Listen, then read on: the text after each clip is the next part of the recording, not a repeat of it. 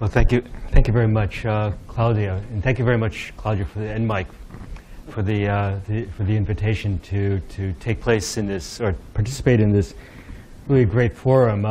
You know, this is something that's very much needed for the leptospirosis field, and I look forward to having great collaborations between everybody. Claudia asked me to give just an overview, since there are several people, and I know this is going to be redundant for perhaps with some of the talks, and also you know, perhaps a little bit boring for the people who know leptospirosis inside and out, but it's more to get up to speed the people who aren't in the leptospirosis field specifically. And so the focus will be on the burden and transmission of leptospirosis in people.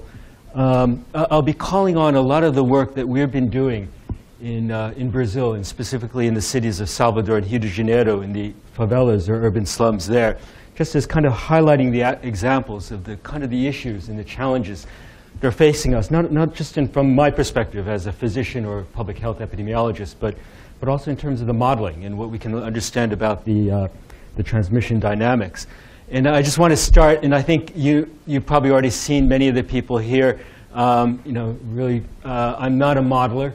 I'm one of the periphery of that social network that Lewis presented, but have the great opportunity to work with very smart people like Mike Bagan, Jamie Childs, Peter Diggle, Gisela Calcone, my collaborator here in Brazil, Miramar Hayes, and in the really great team that we have working in the communities in Salvador. So I'll just give a background to get everyone up to speed on the life cycle, the human disease, the epidemiology, the control measures, to give some perspective also on the burden of human leptospirosis, why it's important, at least from the human side, and leaving for the veterinarians the second half of the discussion, and then keying in on some of the knowledge gaps on the natural history and transmission, which are probably important in terms of informing many of the modeling approaches that you'd like to take. So just as a quick overview. So leptospirosis, and just some background, it's caused by a spirochete, a bacteria.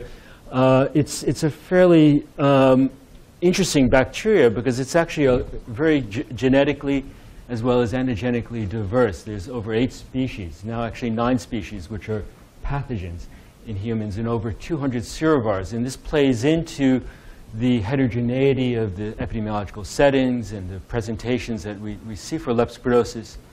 It's considered one of the most widespread zoonotic infections due to the large mammalian reservoirs which serve as maintenance hosts. The bacteria survives in the environment for weeks to months, and that's something that's actually, there's a lot of evidence for this, and there'll be several talks on that specific issue, one by our now Casanovas Massana.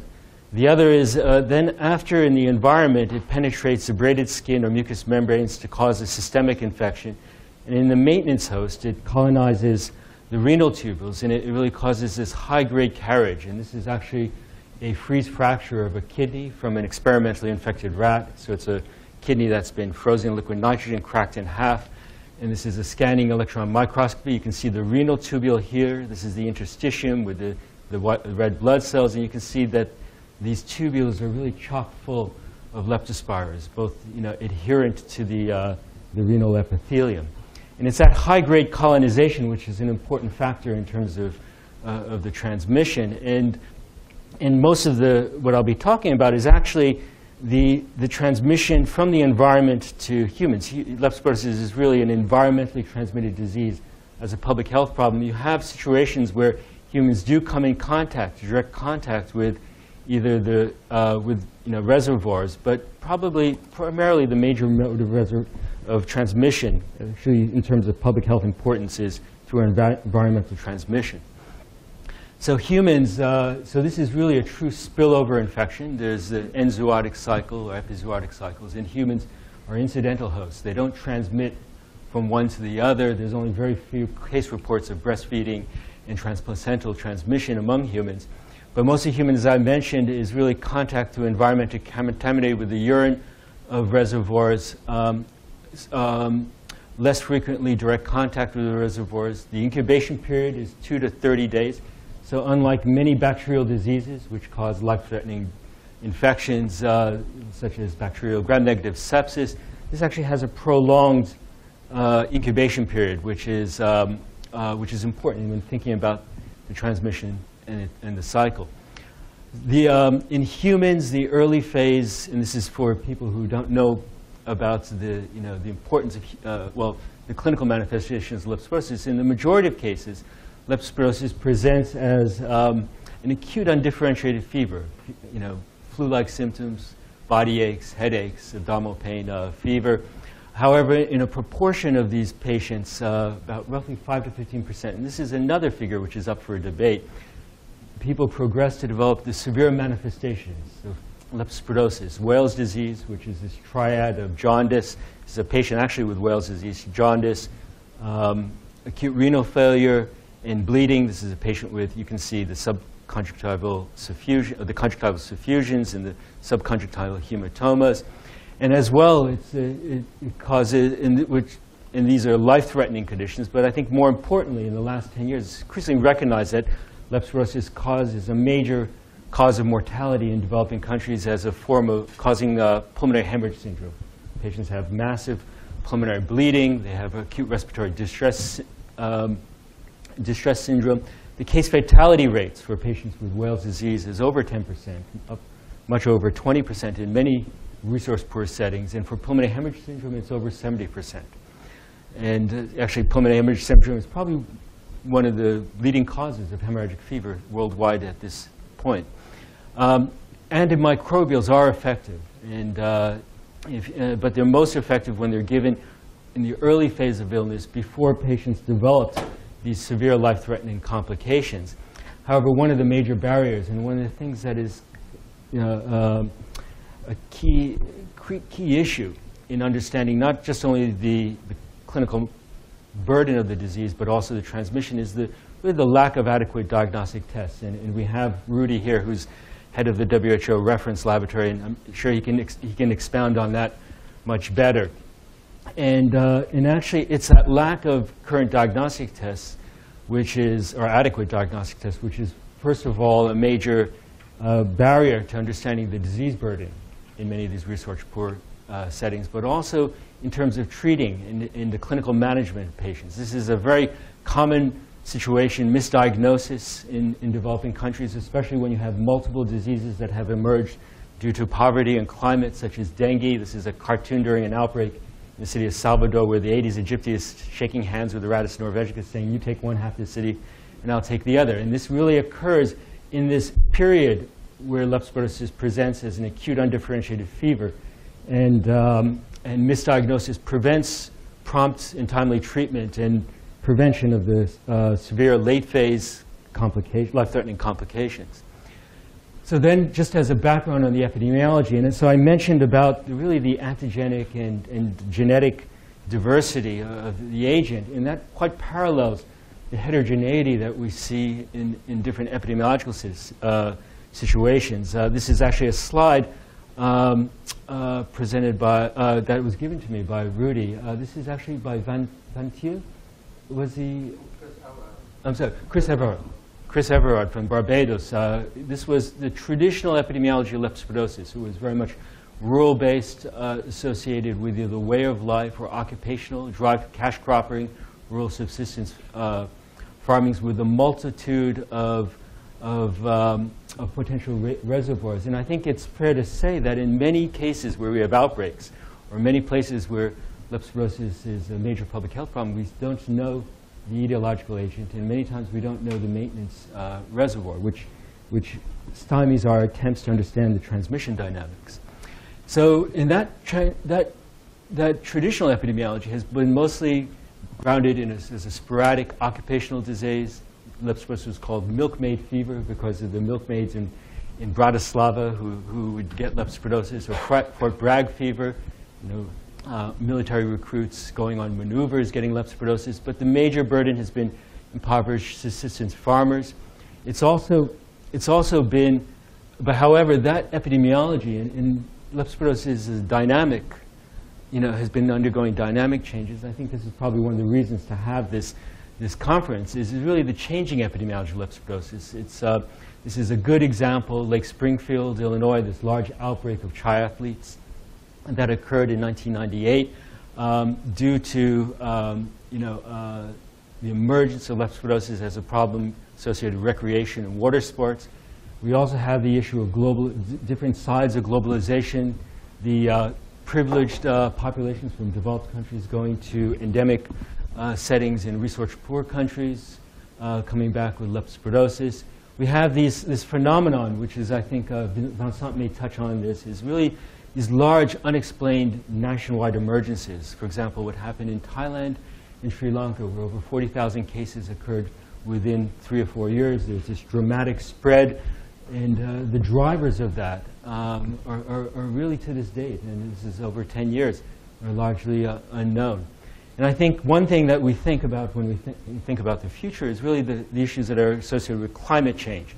So leptospirosis has traditionally been associated with disasters. It's increasingly recognized as a disaster-related threat.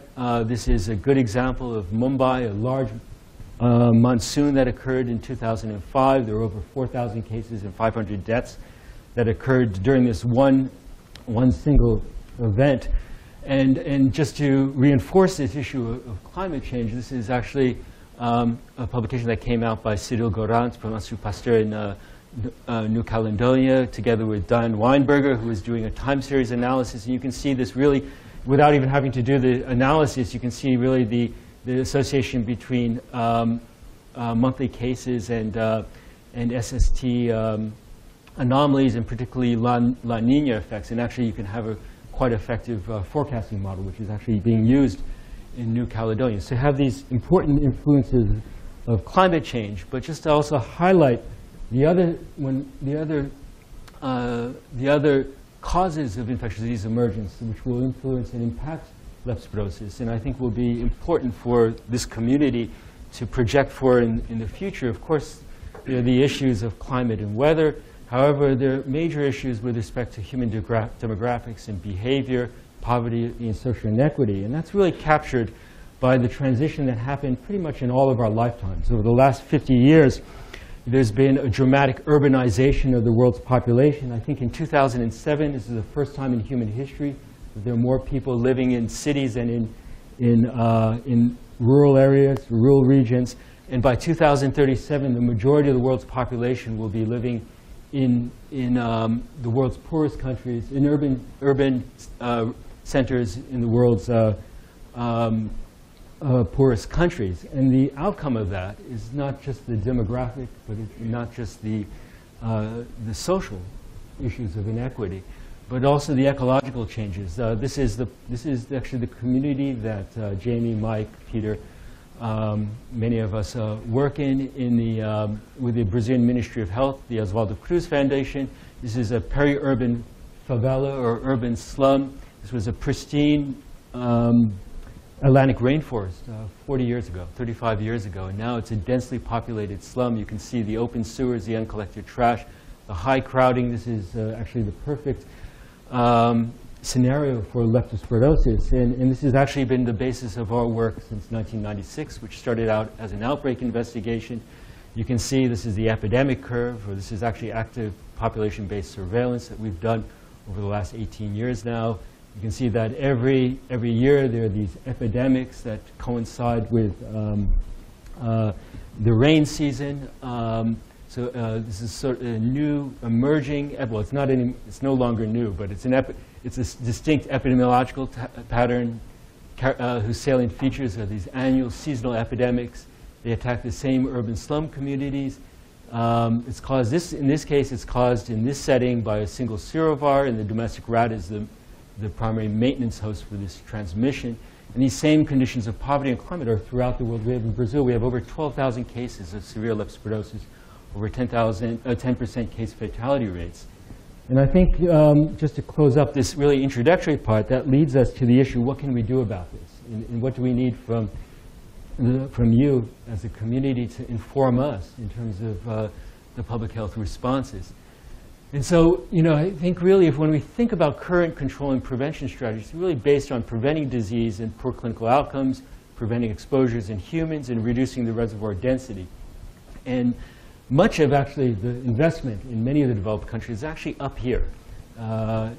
because in mostly treatments, medical-centric, hospital-based types of responses. However, we know that the importance of early case detection, prompt treatment with antibiotics, both of these which are hampered by the lack of adequate diagnostic tests.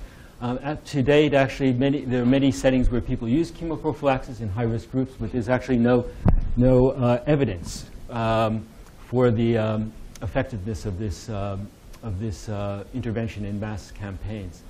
In terms of preventing exposures in humans, most of it includes disinfection, both of the wounds and the environments, barrier approaches and risk avoidance, barrier approaches to transmission sources. But the big key issue is actually identifying transmission sources. And I'll get back to that issue and the difficulty in really keying in on what are the transmission sources, especially or particularly in very complex transmission settings such as rural Thailand or Sri Lanka or in Indonesia or Chile or Colombia.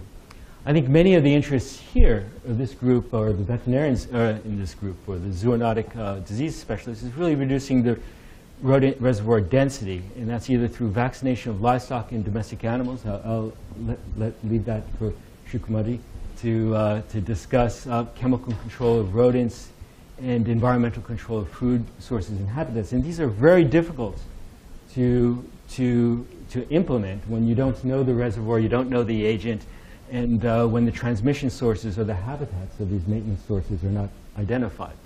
And just to give you an idea of the magnitude of this, and this will be drilled down more by I believe probably Mike in his presentation, but just to give you the public health magnitude, this is where we work. This is the community of Pau de Lima. This is actually a case control investigation. This is a case of a patient who died of leptospirosis, and you can see all of these holes in the earth and steel well. These are all rat burrows.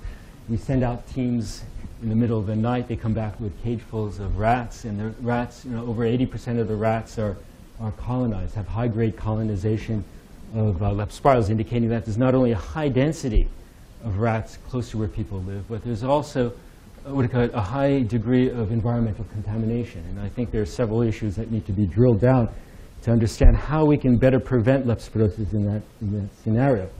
So just in terms of, I'll just go through this and stop if there are any questions, and then the next part will probably be more interactive. So when we're thinking from more a public health perspective, what we really need to do and what are the kinds of questions we need to address when we're thinking about leptospirosis, and particularly in the context of it as being a neglected disease, neglected populations. I think the first issue is really the large heterogeneity at different scales, both large scales and small scales of the agent, the reservoirs, and the types of epidemiological settings which transmission occurs. The second issue is really that the issue that this is a dynamic process, and that the epidemiology is changing due to drivers associated with demographics, climate, and I think in the future, both urban and rural land, large land use changes that are going to be had. And then the largest impact, and as I mentioned, the largest impact is really on the world's poorest populations. I think the take-home message is that this is a disease which is it's acute disease that has life-threatening complications. The majority of the burden of the disease is cases of pulmonary hemorrhage syndrome, acute renal failure. And the fact that we have lack of adequate diagnostics makes it such that prevention is really the key issue. That we need to really solve the problems or solve the conditions that ecological social conditions that have caused high endemic transmission of leptospirosis in these resource-poor settings. And however, we don't have effective control measures, including vaccines. And I think there are really three issues that we have to deal with. And I'll go through each of them. Well, actually, stopping here, is there any just questions, especially from people who have never been exposed to leptospirosis before? Figuratively, not literally, that you have on transmission? Can you talk a little bit more about why it's related to disaster events like flooding? Is the urine soaked in the soil and then flooding? So the current theory, the current dogma is that you have disasters, can how it promote exposures to contaminated environment with the urine. And I'll come back to that issue a little bit more because there are some contradictions in that dogma that need to be. But the idea is that you're in a disaster situation. You have wounds which facilitate the entry of leptospirosis. You're exposed to increased exposures to contaminated environment and increased risk. So it's really that specific issue on the life cycle. Okay, good. So let me go through some of the barriers, and I'm going to focus this one mostly from the public health perspective, and because much of this the other parts will be filled in by the other speakers. But just to focus this, I'll talk a little bit about the limited information on disease burden to guide and resource allocation. I think one of the major barriers, and I think the barriers for this group, is the limited understanding of the biology of the pathogen in the environment, reservoirs, and humans. And I think that's the topic of several other discussion sections. And then I'll come back and I'll focus mostly on this issue about the knowledge gaps in the natural history of the disease. So just going to the burden, we have just finished a large WHO commissioned global burden disease study, which was done by the Oswaldo Cruz Foundation in Brazil and Yale University.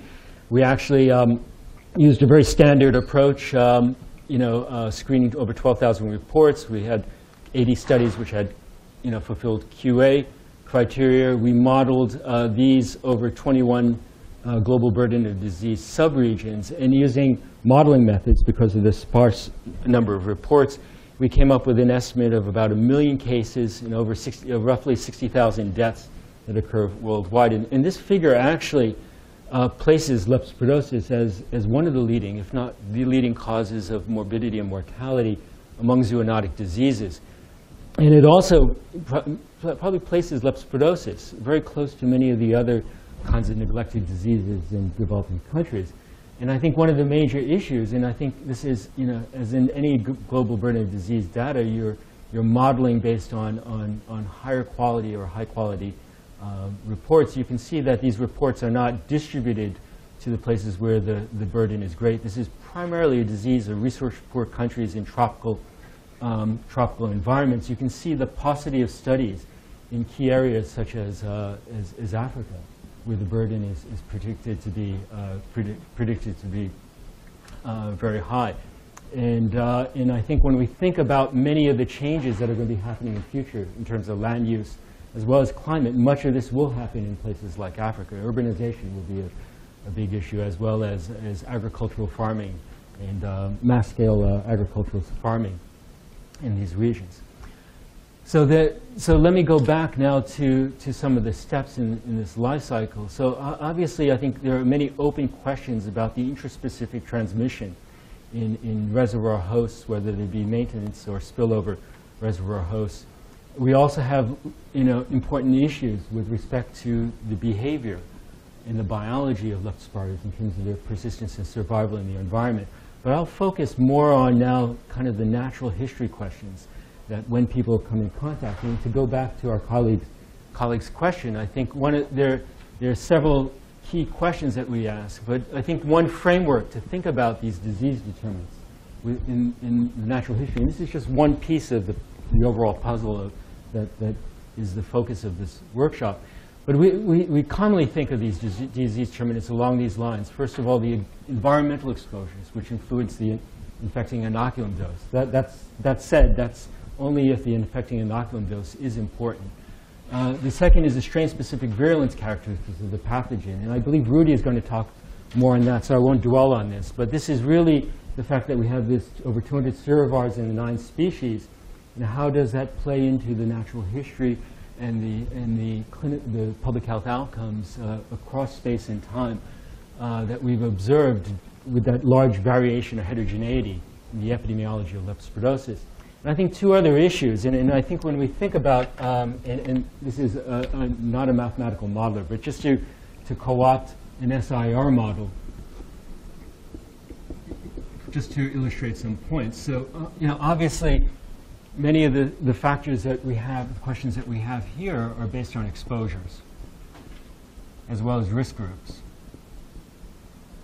But I think one of the major questions, in terms of the risk groups, the issue of host innate susceptibility, I'll come back to that issue. But I think one open question that we really don't know is that in terms of this removed category, we know that there are deaths. But the question is there naturally acquired immunity to reinfection? So is this really an SI or is an SIS?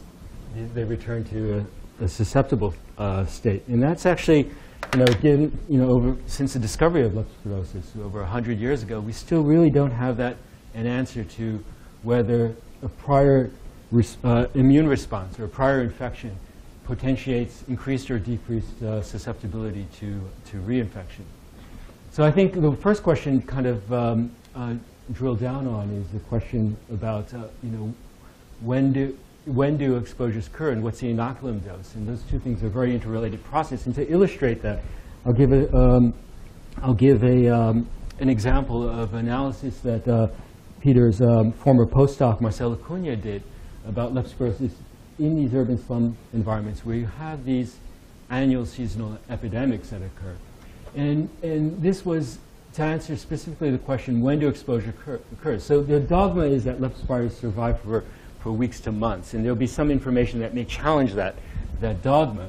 And we also know that extreme climatic events precipitate these outbreaks. But the question is there, to understand the nature, is it really is there a threshold that you have to have a certain amount of exposure initiated or driven by a climatic or weather event? So we did a time series analysis, or Marcelo did a time series analysis over 2,000 cases, using many of the models which Peter is much better to expound on, which is which incorporated time-lagged residual meteorological time series, which incorporated dynamic regression coefficients for time trend seasonal variation. We actually came out with this output. So using at cases at a weekly aggregation, we could find, first of all, that there was a lag between a specific weather event or increase in weather event and cases, and that was about case counts, and that was about between 1 to 2 weeks. We found that lower temperature was increased temperature was protective, such that for every increase in temperature, there was roughly a 0.05% decrease in risk in number of case counts 1 week later. What also we found was that there was a linear association between rainfall and cases above the expected seasonal values. So that means that small amounts of rainfall and not only extreme events contribute to risk in this specific situation of urban slum leptospirosis. And leptospirosis in urban slums. And that, as I mentioned, there's that 1 to 2 week lag indicating that exposures occur during or after this rainfall event. Just understanding, and this gets back to the question, is that in terms of the public health, when do we focus? Or when does the window of opportunity to focus interventions? Let me just, before Jamie, Peter, is there anything that wanted to expound on that, in that type of approach? I think many people in the room are probably using something similar. Or, I would expect so. I mean, it invites the hypothesis that the rainfall creates the exposure conditions, but the cooler it is, the warmer it is. Okay, and I think that's pretty much what the challenge is to how to tease out those different factors. Jamie. My question is very simple. Is it time to onset of symptoms? So could the 1 to 2 weeks time to onset of symptoms. That's so during our active surveillance protocol, we ask people when do they develop symptoms. And anyone who's taken care of leptospirosis patients, many of them know they can actually tell you the time of day that because the symptoms come on very suddenly, quite often. Okay, so that raises then the next question, which is kind of raised here, and this goes back to this kind of circular argument.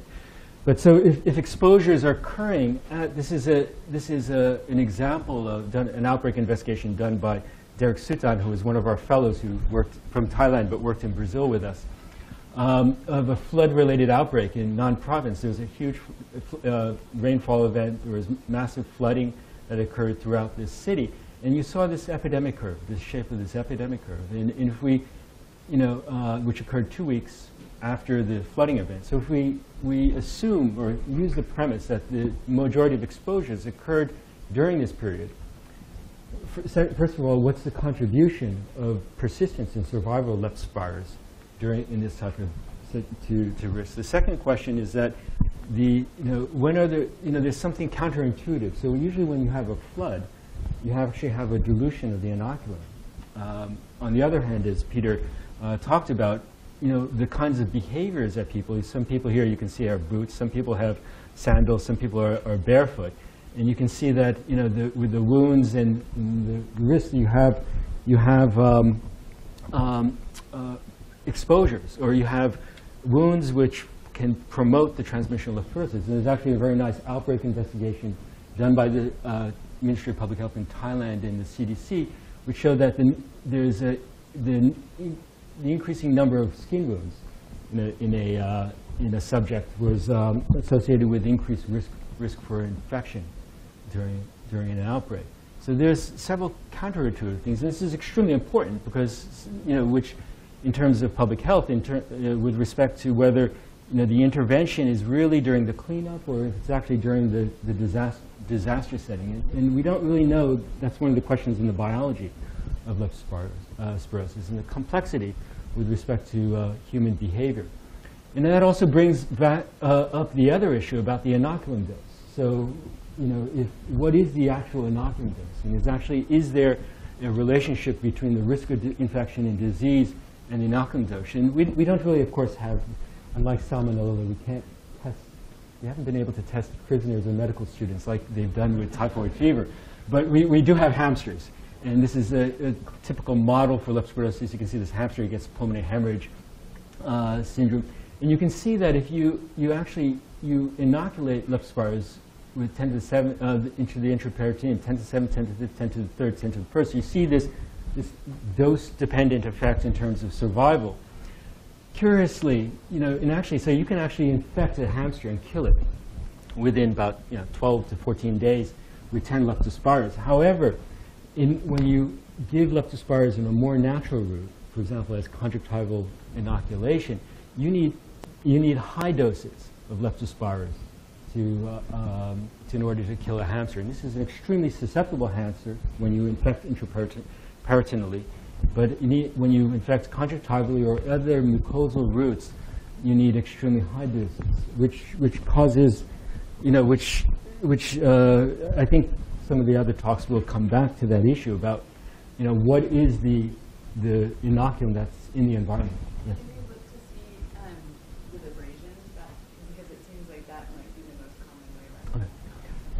So there's been one study. It was published in PLOS 1 by the Chinese group last year. They actually took shaved the skin. They actually abraded the skin, and they put a gauze pad filled with leptospirosis. And they had to use high doses, like 10 to the 6th. There's some caveats with that study, but that's the only one that's really looked at abrasions. As you know, abrasions, they're very difficult to control and get reproducible results in the laboratory. But it does reinforce the issue that you have to have, that leptospirosis don't efficiently penetrate intact skin, and that you have to either go through the mucosal or one of the Lewis's experiments, that you have to have abrasions or mucus penetration from mucous membranes. Peter, I think. Yep. No. And it's about the methodology of studies like this and the conclusion that we draw from them, because these are doses given at a point in time, which is obviously not the way in which any either people or the reservoir hosts are exposed. They're exposed more chronically. I mean, is there any sense of what a one-off dose of, let's say, 10 to the 8, I mean, how long could that be drawn out and accumulate to 10 to the 8 for it to be put in there? I mean, is there any sense of... Yeah, so I thought you would ask that question. So I have this slide, but before I get to this slide, let me just say a caveat. This model is a good model for susceptible hosts. This is not a good model for maintenance hosts. Because as we know, maintenance hosts actually, the leptospirosis causes high-grade colonization without any pathology. So everything I'm saying here is just really limited to what we're trying to impute about human leptospirosis. So to get at that issue, we actually looked at that question. And so, so here we've actually given, this is a hamster where we've given intraperitally 10 to the 8th and 250. And you can see that the curve shifts. So if you give the high dose, actually within 30 minutes or 1 hour, you can see high-grade you can see leptospirosis in the blood, kidney, immunoprivileged areas such as the aqueous vitreous. If you give a lower dose, you see the same phenomenon, but it's shifted over. Okay, so that's to get at the question that you can get a you can get a cumulative effect, and that may play a role in terms of the disease progression. However, really to kill a leptospira, this could be 10 leptospira as well. You only need very few leptospiras to break through in order to cause a systemic life-threatening infection. When we look at those numbers look odd to me. I can't understand how you arrived at those. It's a funny experimental design. In terms of what? Well, 10 to the 8th and 250 look like magic numbers that come from the air. And wouldn't you rather be doing something in a more progressive way to understand some kind of delayed community dose response? So these experiments are, we're doing qPCR and we're taking different organs. So it's very difficult to do it on, a true dose response. It's difficult for us to do that. Yeah, as we did this. To get those measurements, you have to kill the animal. You have to kill the animal. But for the challenge, you can do the challenge progressively over time. Right. This was just a one-shot challenge. This is just a one-shot challenge. And but what I think it tells you is that we did this experiment with 10, and we see the same phenomenon. So you don't need many the point is that you don't need many leptospiras if you give an intraperitoneal challenge to cause a disease. Mike, were you wondering if over, say, like a month, you're getting challenged by 10 leptospiras each day for the constant time, or what the probability of infection is over that period of time? What's really happening? Right. But I would make the point that, so at least for the humans, that if you give 10 leptospiras, you're going to kill it before that month's up. It'll get killed within, 12 to, 11 to 12 days. In this case, 11 days. It'll be about 12 days for 10 leptospiras. So it's you don't need a lot of leptospiras systemically to cause life-threatening disease. But that's intraperitoneal. Intraperitoneal. Therefore, you're kind of more than helping it. I mean, you're taking it beyond what would be the natural barrier, and it's that natural barrier. It's setting a number as high as 10 to the 8. In other words, you need a number as high as 10 to the 8, so that the very low probability of anything getting past the barrier translates into. Exactly. So the question is, but in the more natural route of infection, you need about, at least experimentally, and this is all the caveats with an experimental animal model. You need 10 to the 8th, and this is just a one-time inoculum. Yeah. So, even if you're thinking about spreading it out over time, it's not clear how much, and many people are not, exposed over long periods. It's a little bit different from influenza or tuberculosis. They're not exposed for hours, typically, by the environment. Nothing in like a post-flooding situation where you're cleaning up the sewers or trying to repair stuff over the course of a week, you might be in this environment. Yeah. So that gets and then you'd have right. Like So whether it's one time, and with the caveat that this is the experimental infection, with the caveat, either way, you need a high dose. Whether it's cumulative or one time, you need a high dose to probably, cause infection. They're working in the water for 10 days. They have a chance by that whole epidemic factor. With 1 day, it's not. Right. So my question was about quantum. So, is there? So there, particular drug they, So by the genome analysis, there are orthologs which are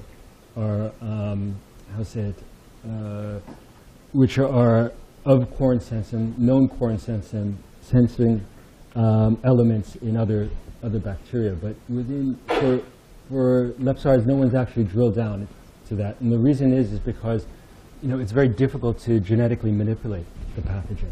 And so people haven't really looked at. Rudy, would you agree with me? I haven't seen anything on quorum sensing. I haven't seen anything about quorum sensing in Leptospirosis, except for what's annotated in the genomes, right? Yeah. Right. So. One comment on the inoculum, also depending on the strain of the Is the non-dominant strain is not Of course, right. And as you know, you've given us several strains, and there's a large variety, and that's also the caveat that this is the guinea pig. So the guinea pig, the hamsters. The hamster may not be the suitable, but at least for this situation, this is Leptospira interrogans cervar copenhagenii. It's a very well-known human pathogen. The model actually kind of reproduces what we see clinically in terms of pulmonary lesions, the renal lesions, the hepatic manifestations. I mean, in humans, isn't there a large percentage of people who are exposed who don't become symptomatic? Get to that. Yeah. Just to go back to this idea of repeated contact from this experiment, it seems that you need very few leptos when they are inside. So yeah. maybe what is important is the probability that it gets inside. Yeah, I think that's the right. Right. I think that's kind of the issue that. Well, I guess I think to put my question in another way, because I'm not sure. Perhaps I'm just not understanding the answer, but I'm not sure if I'm getting an answer. I'm not sure whether you need a number like 10 to the 8 to, in some sense, overwhelm the host by giving them 10 to the 8 within a relatively short period, or whether 10 to the 8 given over any period, as long as they get that number, then the probabilities will work themselves through, and you will get an infection. I suppose that's what. That was exactly why I asked the question I did. It seems to me, subject to being experimentally feasible, you could actually design an experiment in which you presented a given total challenge, either as a one-hit or as a progressive, and also that it surely. Obviously, in the experimental setting, you control where you go, but you also need to think of several ways of giving it, and these are two extremes, right, as proxies for the range of circumstances in which you get exposed. I mean, a grazed skin is one thing, a deep cut is another. But I mean, there could be really quite a sophisticated factorial experiment done. I wonder if you could get at the answer by just increasing sample size of the animals that are getting the low dose conjunctival inoculation. So rather than doing one animal. Well, I mean, these are done with 8. Yeah. Increasing sample size is always a good idea, but equally it comes at a cost. But the more interesting question to me as a statistician is the reverse sample size equation. You tell me how many sample sizes you can afford, and then we decide what's the best way to use that. So my sense it would be to spread it over more of a factorial design. So before to address the questions. Like so let me throw out two things. One is that Claudia, I think this is it sounds like this is an important knowledge gap that we need needs to be addressed and addressed. The second caveat is that I'll throw it back to the statisticians and the ecologists. What diseases are there? Is there a lot of the biological plausibility for repeated exposures? So for example, 10 to the 8th, distributed 100 times over a period versus a one-shot 10 to the 8th in terms of. It depends how long they stay viable inside human life. Are you asking what pathogens? Yeah, would you give me a scenario where where a one-shot, because I mean this is maybe a dogma for infectious disease people that we're caught up into, but we don't usually think of exposures occurring in time over a certain period. I mean, other than just the probability, so if you had a certain probability, you would multiply it based on the frequency. But is there a biological reason that you think that having smaller doses over the same time would be, different biologically than having one cumulative dose at one time. Well, you're looking at and you need a biologist, but you need a different kind of biologist. Well, I mean, well, then you need a pathologist, or at least, you know, because I mean, you know, I've just kind of suggested that there may be some sense of a dose overwhelming the host, but I don't know just whether that's just fanciful in terms of. Is it well known how long Leptospira can live once they're wherever they go? Well, we can. I think I think there's some talks tomorrow exactly about that. Yeah, which we'll get to this. You know, we'll get to that key issue about the environment. So how much? Because I think this is the interface between the environment and the humans. That how much leptospiras are here? How long are the exposures? I was going to talk about some other mitigating factors of that as well, but I guess this is an important discussion. And what can we infer from these one-time experiments? We do this commonly for infectious diseases. We'll take this is just a very classic dose-response curve that you would do. I haven't seen many situations where people would look at doses over prolonged times, divide cumulative doses given over prolonged times, but in the plausibility of that.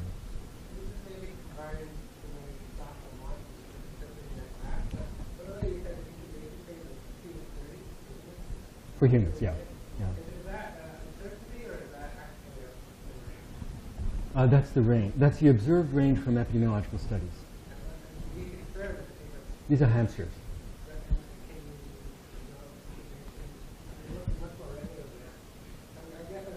Right, because it's a controlled experimental. They're all inoculated, at the same time.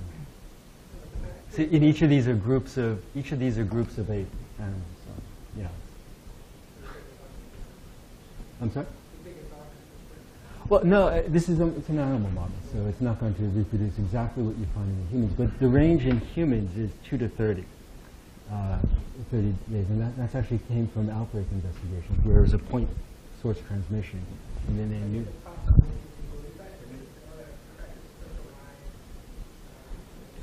Well, I think maybe, maybe I'm going in a circular argument, but so in humans, based on point source outbreaks, so for example, triathletes going to a polluted lake or contaminated lake and then going away from that, we know that in those situations the incubation period can vary from 2 to 30.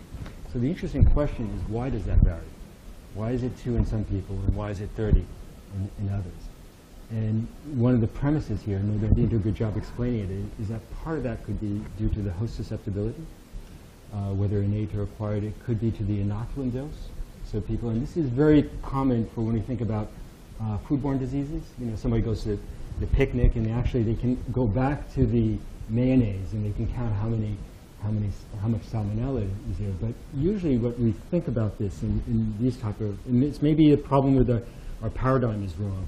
We usually think of one exposure, one inoculum that's needed, and that's a very common. Salmonella is a good example. Shigella is another. Campylobacter is another. But that may. I'm just maybe I don't know of others. I mean, my other point of the risk is stated completely obvious is that for a sample size 8, that is a remarkably good dose-response relationship. Yeah. No, it's quite reproducible. And let me just say a caveat, that depends on the strain also. This is a highly lethal, virulent strain. Yeah.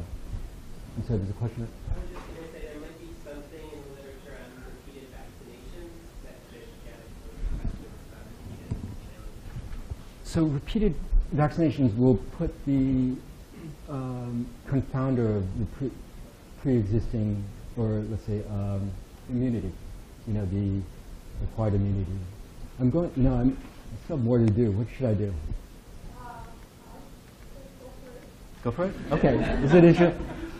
But I think we all agree that this needs more thought and better thought and discussion and this type of experience. So let me go to this issue. So what determines influence disease progression? And we don't. Let me just say we don't have that answer. It's an critically,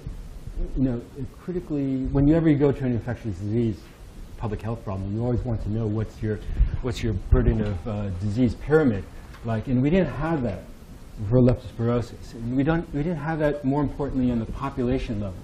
So in order to get that information, and I think there have been several cohort studies, but they've been actually done, in very, risk group associated, and they've been actually without looking at long-term follow-up. So in 2003, we did a large cohort study, and this is actually at the site that I discussed before. It was a series of 4 valleys.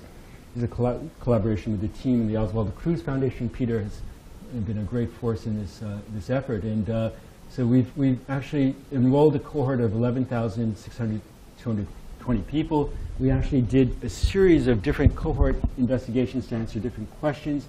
Most of the outcome measurements that we did were infection, mild disease, and severe disease. And this is just a summary of these outcome measurements, just to give you an idea of some of the issues and the complexities. And I think some of the complexities that may need to be addressed in any modeling approach. So this was actually a sub-cohort that we had followed based on this information on a sub-cohort of 2003 individuals. We found that there was an infection rate of 3.6% per year. So that means that roughly 4% of this urban slum population was exposed to leptospirosis based on the identification of seroconversion, or the presence of new antibodies against leptospirosis, or a 4-fold rise in agglutination antibody titers. And based on that, and based on simultaneous surveillance for severe disease or hospitalized leptospirosis, patients who had Wales disease or pulmonary hemorrhage syndrome, we calculated that the infection to severe disease ratio is 1 to 157. So to answer the question before, is that, in this disease, we've been always thinking about, we've been thinking about just drilling down on the severe cases, but actually there's a lot more infections that occur in these high-risk environments. The second thing that we found was that reinfection is a frequent event. So if we looked at people in our cohort study, during follow-up, the infection rate for those who did not have evidence for serological evidence for infection, their risk of getting an infection in the next year was about 2.7%. If you looked at those people during the 4-year follow-up who had an initial primary infection, their risk of getting a secondary infection is 15.4%. Okay. That's measured by a titer rise? Titer rise, yeah. 4-fold rise in titer. So it could just be boosting. Do you know that there's It could be boosting. Yeah, it could be. There's caveats. Right. Yeah. So it could be caveats. Now, would you see different disease outcomes in those who were infected? So leptospirosis is, even in the highest burden countries, the incidences are roughly about 40 per 100,000.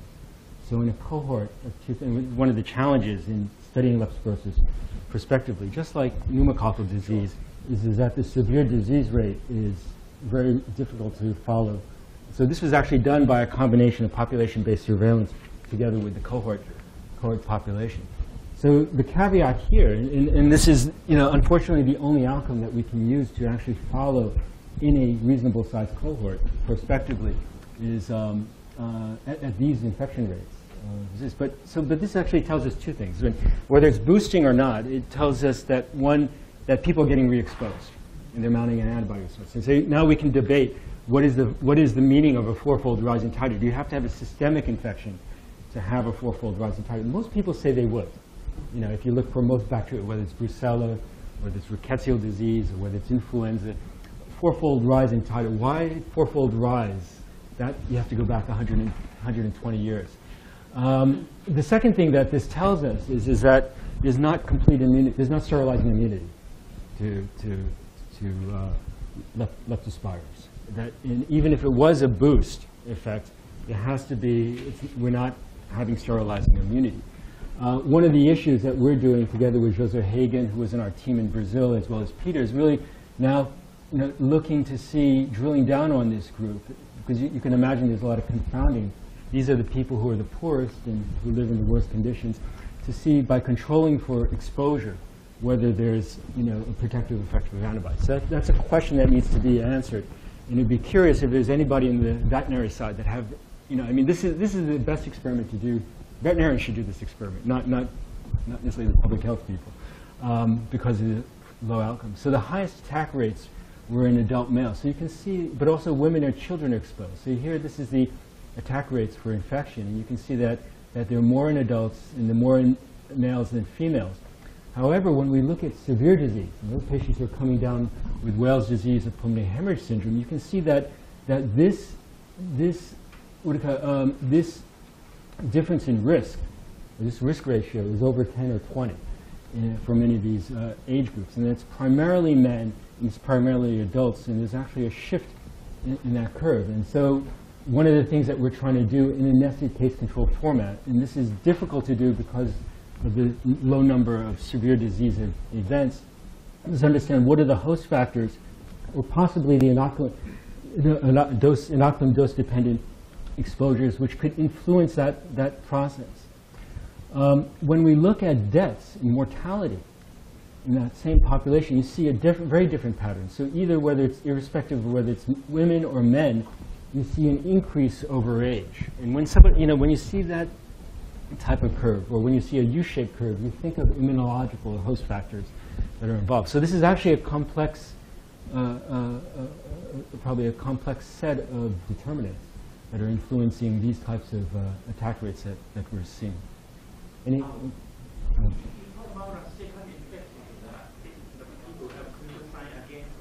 No, so these are all asymptomatic, or no, say asymptomatic or subclinical, because what we're doing is we're doing annual serosurveys and looking at, and so we ask people, have they gone to the, have they been hospitalized for leptospirosis, have been, seen at a clinic for acute febrile illness, and we don't see anything that relates that they had, that their seroconversion was associated with symptoms.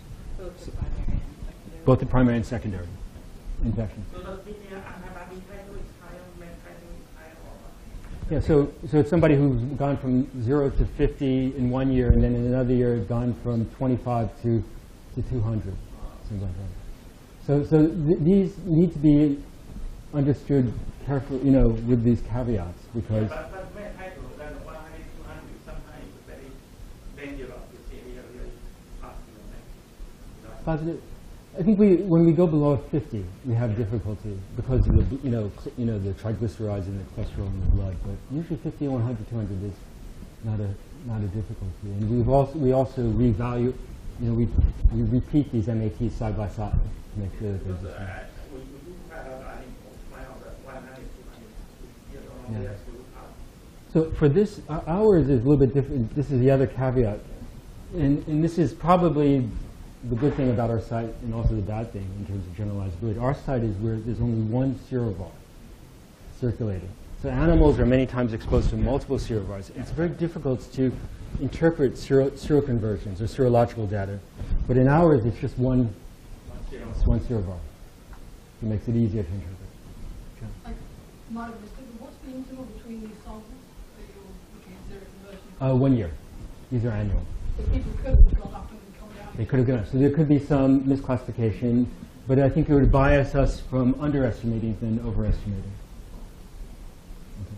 And we're actually now, because of this new project we're doing with the ecology of infectious disease, we're doing biannual surveys to differentiate wet and dry seasons. So, sorry, the fourfold rise in titer is from samples taken a year apart? Year apart, yeah. So serial 1 year samples and 5 repeated measures. Yeah. Okay, so now let me go back to this bottom part, and Peter, please feel free to help me out at the end of this part. But I think the really important public health question is where the exposures are occurring. And I think some of the things that I'm saying would have relevance also to the exercise of this workshop. But I think there's issues of scale and proxies in identifying risk factors that we deal with day in and day out as epidemiologists. I think also this issue of role of human movement and behavior, and I'll come back to the issue of social equity. But so at the same cohort site that we've been working at, with all the limitations of our cohort site, that it's one serovar, it's one epidemiological setting of urban slums, we have teams, looking at risk factors such as, this is a very common risk factor, a potential risk factor, going into an open sewer many times barefoot, digging out the sewer every time it rains, so next time it rains it doesn't overflow into the households. We have engineers and geographers mapping the open sewers, and we come up with these types of maps. And I think one thing that So we use topography, for example, as a proxy for flood risk, refuse deposits as food sources for rodents, open sewers both as habitats but also sources of exposures, potential sources of exposures for humans. And I think one thing that you can see in looking at the infection density, and there's actually better analyses that we have to do, is that, I mean, the first question that you ask, whether you're going to a paddy field in Thailand, or you're going to Catalina Island where the seals are, or you're going, or any of the islands in California, or if you're going to this urban slum, what's seemingly homogeneous is in slum population. Why doesn't everybody get leptospirosis? But they don't. And they're not getting it equally at the same places. There's quite a bit of heterogeneity. And I think this is one of the difficulties, another difficulty in prospectively studying leptospirosis. And this is actually just a summary of a lot of work done by Paula, who's a postdoc in Peter's group, and Jose Hagen in our group, is really to develop a very sophisticated spatial temporal model of the risk factors for leptospirosis over this 5-year period. And this actually needs to get updated, but the conclusions are the same. We see a couple things. We see illiteracy as a risk factor. I think the other issue and this is important because even in this homogeneous population, the majority of these, I think 50% of our population lives on $2.5 per day. But small changes in socioeconomic status or social status really influences the risk of outcomes for leptospirosis. The second finding, which was important, was the influence of household elevation. So this is our site, and you can see that you can see this. You can see the elevation at our site, and actually this actually tracks the evolution of the growth of this slum favela community. The earliest migrants or squatters settled here, and the latest squatters settled at the bottom of the valley. And this is where the area of the poorest land quality. And that was, so every 1 meter that you increase in elevation, there's a 2% decrease in risk for infection risk. The observations of rats at home. And then the other finding is that, and I'll really focus more on this, that actually we found that the interaction between mud and floodwater was a important risk factor for leptospirosis. So, some kind of take-home points, and this is actually maybe generalizable to many of the issues in other epidemiological settings, but more broadly for leptospirosis, is that there's really this interaction there's a transmission due to the interaction of poverty, geography, and climate in this urban slum environment. But I think the take-home point is that with just a large degree of heterogeneity in a small area that happens, that it's really the interface of exposed soil and water that's the key source of exposure in these type of environments. And so we need to really understand what are the dynamics of leptospirus, the pathogen, in that setting, to try to answer these questions about inoculum. We're doing this work in collaboration with Mike and Jamie and Peter and the whole group of young students and postdocs. But I think an important issue that really we overlook many times when we're in transmission, looking at transmission times, is really this issue of social equity. And one aspect of it is social gradient. So within this population characterized by large amounts of absolute poverty, small levels, small changes, whether it's literacy, whether it's per capita household income, influence the health outcomes of these populations. And then the last is in the major public health measures that there are defined infrastructure deficiencies such as these open sewage and drainage, which serve as transmission source. And I've posed this more as a challenge for the group. And I think one of the issues, and Jamie I think has been involved with this many times, one of the issues is that we're dealing with many times a single disease, a single context. The question is that there are generalizabilities and externalities here that are important, whether they're not only for leptospirosis, but when you think of Helicobacter infection. In this region of Brazil, stomach cancer is one of the major causes of death due to cancer. Many of these other environmentally transmitted diseases. And I think there's some lessons that if we could link the modeling with social sciences and social outputs, and I think it's kind of captured in terms of the evidence. This was not an evidence-based policy approach. But we went ahead and based on the information we had, developed multi-level interventions. Many of this is done by Mittermeier Hayes and Federico Costa. Early warning responses based on the models that Peter had and Marcelo Cunha developed for us, health education, targeted rodent control campaigns. But most importantly, was really the infrastructure development that was done. So the World Bank had, during I think the year that I arrived, invested $1 billion to put in a closed sewer system into Salvador, and that's those blue lines. That $1 billion was not geared or was not directed, or the goal was not to increase the health, to improve the health of the population. It was to clean the beaches of Salvador, such that, to promote tourism. Such as the World Cup is going to be right here, and most of the tourists will be right here. So with the community leaders, the Osvaldo Cruz Foundation, our group, we gave the data to the community leaders, and they actually convinced the Ministry of Cities. It was actually the first act by the Ministry of Cities to invest money to extend these networks to these peri-urban slums here.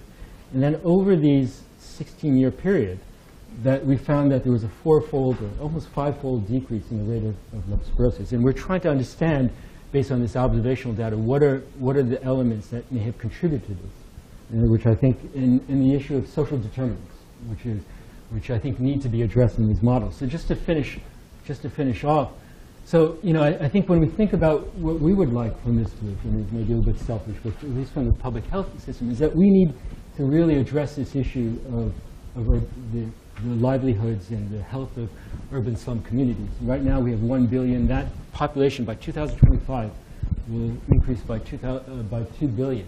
And we're not going to be able to do what London did in terms of the sanitation revolution in the late 1800s. So we need to have better informed approaches, but we also have to link that, which I think is a central issue in many of the diseases, the diseases that we work with, which is the issue of social justice, and how we can use those outputs to promote social cohesion, good governance, and also the community. So I will leave that here just to thank some of the examples I think were all done by really young Brazilians and young Americans and Europeans who worked in Salvador, and just to thank them.